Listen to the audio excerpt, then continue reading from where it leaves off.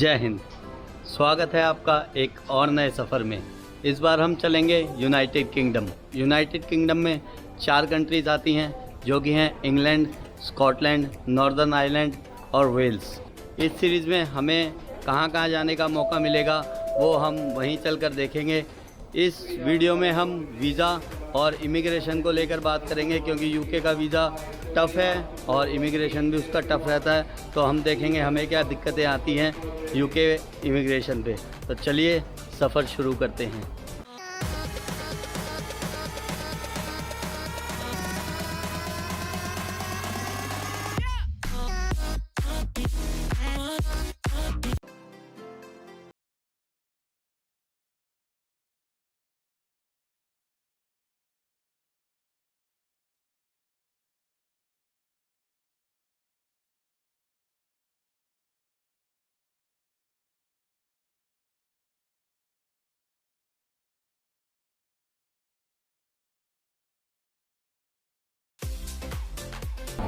हम अभी हैं आबू धाबी इंटरनेशनल एयरपोर्ट पर। मैं आपको बता दूं कि मैं इंडिया में दिल्ली के पंजाबी बाग एरिया में रहता हूं। तो मेरी जो फ़्लाइट थी वो दिल्ली से थी। दिल्ली से आबू धाबी होते हुए मैनचेस्टर की फ़्लाइट है और हम वहां से लिवरपूल जाएंगे, जो कि इंग्लैंड में है। मैनचेस्टर भी इंग्लैंड में है और लिवरपूल भी इंग्लैंड में है। फ़्लाइट का जो टाइम था वो रात को 9 बजे वहाँ से फ़्लाइट चली थी इंडिया से, और तकरीबन 4 घंटे में उसने मुझे आबू धाबी पहुँचाया है। यहाँ पर 2.5 घंटे का ले ओवर है और उसके बाद 7 घंटे की फिर फ़्लाइट है मैनचेस्टर की।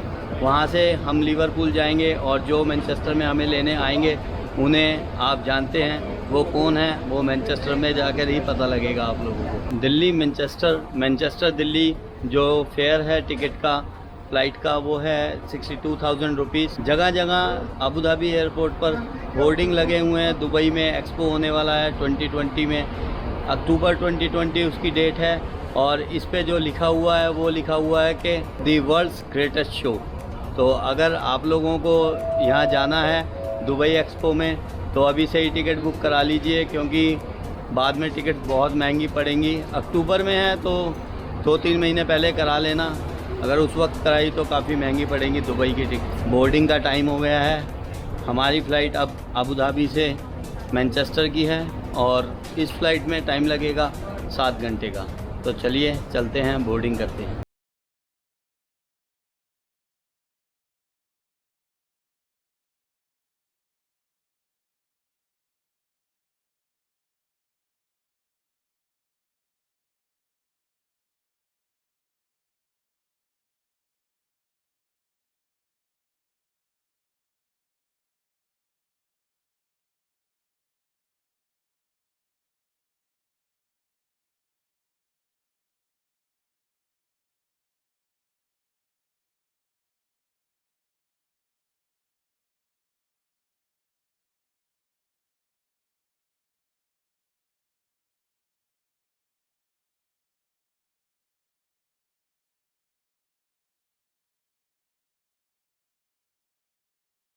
सेवन एयरक्राफ्ट है जो पिछले एयरक्राफ्ट से काफ़ी बड़ा है और इसमें टीवी स्क्रीन वगैरह भी लगी हुई हैं। तो जो 7 घंटे का सफ़र है वो आराम से कट जाएगा। अभी 2:25 हो चुके हैं। बोर्डिंग सारी ख़त्म हो गई है। 2:35 का यहाँ से टेक ऑफ का टाइम है। तो होपफुली फ़्लाइट टाइम से टेक ऑफ कर लेगी और टाइम से मैनचेस्टर हम लोग पहुँच जाएंगे।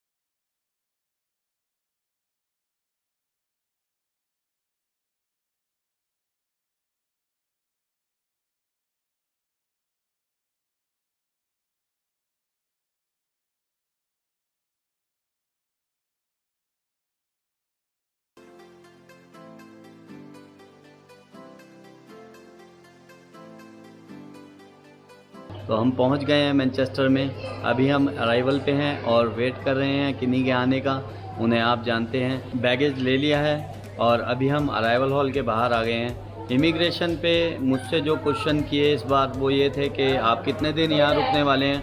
तो मैं यहाँ पर 20 दिन रुकने वाला हूँ। मैंने उन्हें बताया कि मैं यूके में 20 दिन रुकूँगा और उन्होंने पूछा कि आपका कोई रिलेटिव वगैरह यहाँ यूके में है। तो मैंने उन्हें मना किया कि मेरा कोई रिलेटिव नहीं है। तो जस्ट उन्होंने मेरा थंब इम्प्रेशन लिया और जाने दिया। उसके बाद बैगेज लिया और बैगेज लेने के बाद कस्टम क्लियरेंस की बारी आई, जहाँ पर कोई नहीं था और कोई सवाल जवाब नहीं किया गया।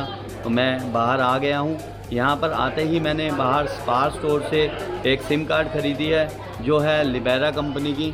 2-4 यहाँ पर और भी कंपनियाँ थी, वोडाफोन भी थी। तो सबके प्लान्स जब कंपेयर किए तो ये बेस्ट सूटेबल लगा मुझे अपने लिए, जो 17.5 पाउंड्स में मुझे 5 GB data, unlimited UK calls और 1000 यूके SMS और 1000 मिनट इंटरनेशनल कॉल्स इसमें मिली हैं।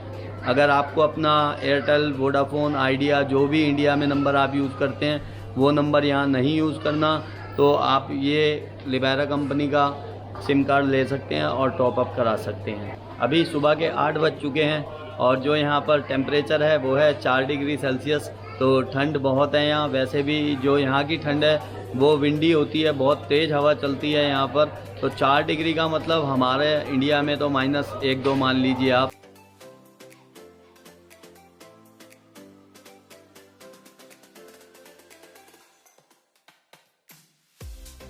ट्रांसपोर्टेशन की बात करें तो यूके का ट्रांसपोर्टेशन सिस्टम विश्व के बेहतरीन ट्रांसपोर्टेशन सिस्टम्स में से है। पूरे यूके में कहीं भी जाने के लिए ट्रेन, बस, टैक्सी आदि साधन आसानी से उपलब्ध हैं और मैनचेस्टर एयरपोर्ट से मैनचेस्टर सिटी में जाने के लिए मेट्रो लिंक ट्राम भी एयरपोर्ट पर उपलब्ध है, जिसका सिटी तक जाने के लिए वन वे फेयर 4 से लेकर 6 पाउंड के बीच में है।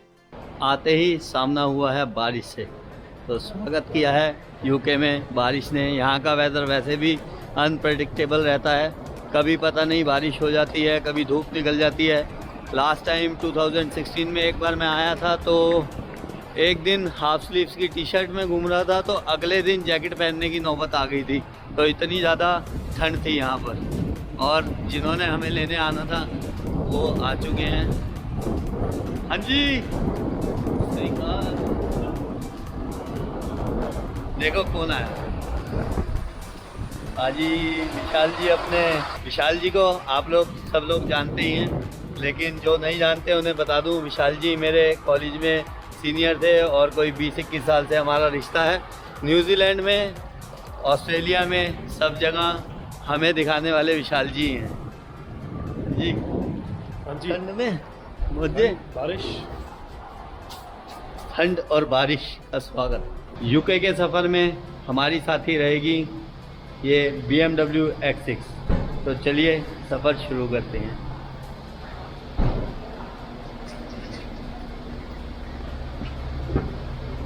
चलिए बाजी, चलो।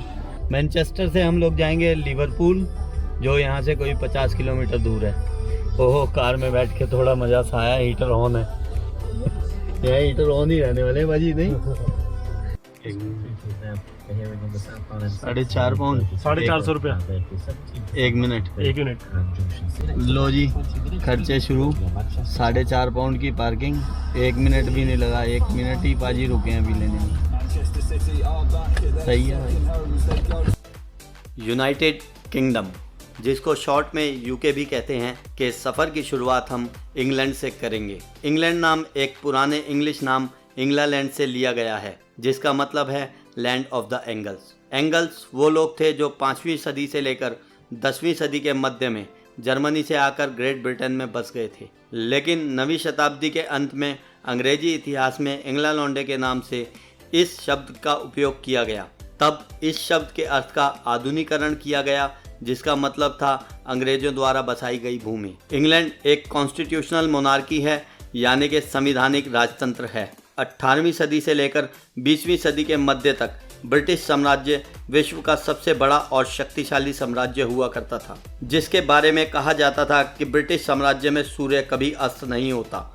और इंग्लैंड आज भी दुनिया के सबसे विकसित देशों में शुमार है। यहाँ की रानी her majesty queen Elizabeth II प्रत्यक्ष और अप्रत्यक्ष रूप से आज भी लगभग 15 देशों पर राज करती हैं, जिनमें ऑस्ट्रेलिया, कनाडा और न्यूजीलैंड जैसे देश भी शामिल हैं। यह विवादास्पद लग सकता है, लेकिन यकीनन हर मैजेस्टी क्वीन एलिजाबेथ II इस दुनिया की सबसे ताकतवर शख्सियत हैं। इंग्लैंड की राजधानी और सबसे बड़ा शहर लंदन है। इंग्लैंड की आधिकारिक भाषा इंग्लिश है और यहाँ की क्षेत्रीय भाषा कॉर्निश है। इंग्लैंड का कुल क्षेत्रफल लगभग 1,30,000 स्क्वायर किलोमीटर है और यहाँ की जनसंख्या लगभग 5,60,00,000 है। इंग्लैंड की करेंसी पाउंड स्टर्लिंग है, जो 1 पाउंड इंडियन लगभग 95 रुपए के बराबर है। इंग्लैंड का कंट्री कोड +44 है और किसी भी इमरजेंसी में इंग्लैंड का इमरजेंसी डायलिंग नंबर 112 और 999 है।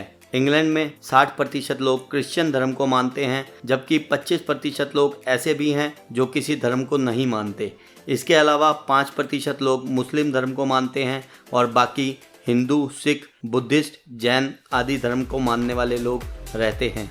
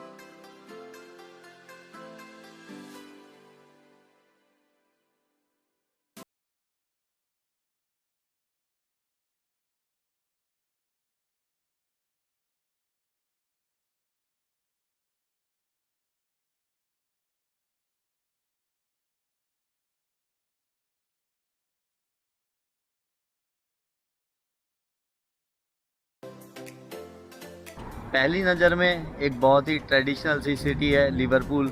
बहुत ही ट्रेडिशनल जो है यहाँ पर यूके के हाउसेस देखने को मिले और आगे भी यहीं रहेंगे, देखते रहेंगे बाकी लिवरपूल को। अब बात करते हैं इस वीडियो में जो हमने पहले कहा था वीज़ा को लेके। यूके वीज़ा जो है वो आसान नहीं है लेना। यूके वीज़ा के लिए जो आपका पर्पज़ है वो क्लियर होना चाहिए। जैसे कि मैं जो आता हूँ टूरिस्ट वीज़ा पे आता हूँ, तो टूरिस्ट वीज़ा के लिए सबसे पहले जो मैं वजह देता हूँ कि मैं टूरिज़म के लिए जा रहा हूँ, तो देखते हैं कि आपने पहले कहाँ कौन सी कंट्री में विज़िट किया है। तो अगर किसी भी कंट्री में पहले विज़िट नहीं किया तो ना के बराबर चांस है कि यूके का वीज़ा मिलेगा। और उसके बाद अगर आपने कुछ एशियन कंट्रीज़ में ट्रैवल किया है तो भी थोड़े कम चांस हो जाते हैं ना मिलने के। लेकिन अगर आपने यूरोपियन किसी भी कंट्री में एक बार भी ट्रैवल किया है तो आपको यूके का वीज़ा आसानी से मिल जाता है। यूके वीज़ा की जो फ़ीस है वो है 8500 इंडियन रुपीज़ के अप्रॉक्सीमेटली, जो VFS में अप्लाई होता है। लेकिन मैं आपको सलाह दूंगा कि आप खुद से अप्लाई ना करके किसी ट्रैवल एजेंट के थ्रू ही अप्लाई करें, क्योंकि उनको लेटेस्ट अपडेट रहती है डॉक्यूमेंट्स के बारे में और जो भी कोई नया गवर्नमेंट ने लॉ निकाला हो, इमिग्रेशन ने कोई लॉ निकाला हो उसके मामले में। तो कोशिश करें कि किसी भी ट्रैवल एजेंट से ही आप वीज़ा करवाएं। वीज़ा के लिए जो डॉक्यूमेंट लगते हैं वो 3 इयर्स की ITR फाइल होनी चाहिए आपकी, 6 मंथ की बैंक स्टेटमेंट आपकी उसमें लगती है, और कुछ प्रॉपर्टी पेपर्स वगैरह अगर आपके पास हैं तो वो आप दे सकते हैं। बैंक स्टेटमेंट में बहुत से लोग पूछते हैं कितना पैसा होना चाहिए, तो 4 से 5 लाख रुपया आपका हो अगर आप स्टार्टिंग में पहली बार वीज़ा अप्लाई कर रहे हैं। मेरे पास यूके का वीज़ा पहले भी था तो मुझे ईज़िली यूके का वीज़ा मिल गया था, मुझे कोई प्रॉब्लम नहीं हुई। लेकिन अगर आप फर्स्ट टाइम अप्लाई कर रहे हैं तो 4 से 5 लाख रुपया आपके अकाउंट में होना चाहिए। वो भी ऐसा नहीं कि आप एकदम पैसा जमा करा दें, वो आपकी उसमें ट्रांजैक्शंस जो हैं वो पिछले 6 महीने में रेगुलर होनी चाहिए। तो डिपेंड इस चीज़ पे करता है आपका। और प्रॉपर्टी है तो वैसे वो कंसीडर नहीं करते, लेकिन अगर आपके पास कोई प्रॉपर्टी के पेपर हैं तो आप दे सकते हैं, वो ले लेते हैं, उसके बाद डिसाइड होता है वीज़ा का। तो ये डॉक्यूमेंट्स वगैरह हैं जो वीज़ा में लगते हैं। मेन 2 ही डॉक्यूमेंट्स हैं, ITR और आपकी बैंक स्टेटमेंट। अगर आप टूरिज़्म के लिए आ रहे हैं तो पहले आपने कहाँ कहाँ विज़िट किया हुआ है। अभी हम होटल पे आ गए हैं, गाड़ी पार्क कर दी है, थोड़ी सी थकान भी है। आप में से कुछ लोगों का मैंने देखा है कि वो कहते हैं भाई डरे डरे लग रहे हैं। किसी कंट्री में मैंने देखा भाई डरे नहीं होते, थक जाते हैं, थकने के बाद भी वीडियो बनानी पड़ती है। अब कल से चला हुआ हूँ मैं शाम को 3 बजे से अपने घर से, और अभी सुबह 11 बज चुके हैं, यहाँ यूके पहुँचे हैं। टाइमिंग फ़र्क है, अब इंडिया में शायद 3 बज चुके होंगे, तो 24 घंटे बाद यहाँ पहुँचते हैं। किसी भी कंट्री में अगर दूर कंट्री में जाना होता है, यूरोपियन कंट्री में या US UK, 24 घंटे बाद जब आप होटल में पहुँचेंगे तो आपका चेहरा थकान काफ़ी हो गई है और होटल रूम में आ गए हैं हम। ये होटल है पुलमैन लिवरपूल। होटल को और रूम को अगली किसी वीडियो में देखेंगे। इस वीडियो में इतना ही। थैंक यू, टेक केयर, जय हिंद। आपको वीडियो पसंद आया हो तो प्लीज़ चैनल को सब्सक्राइब कर दें और वीडियो को लाइक एंड शेयर कर दें। Thank you.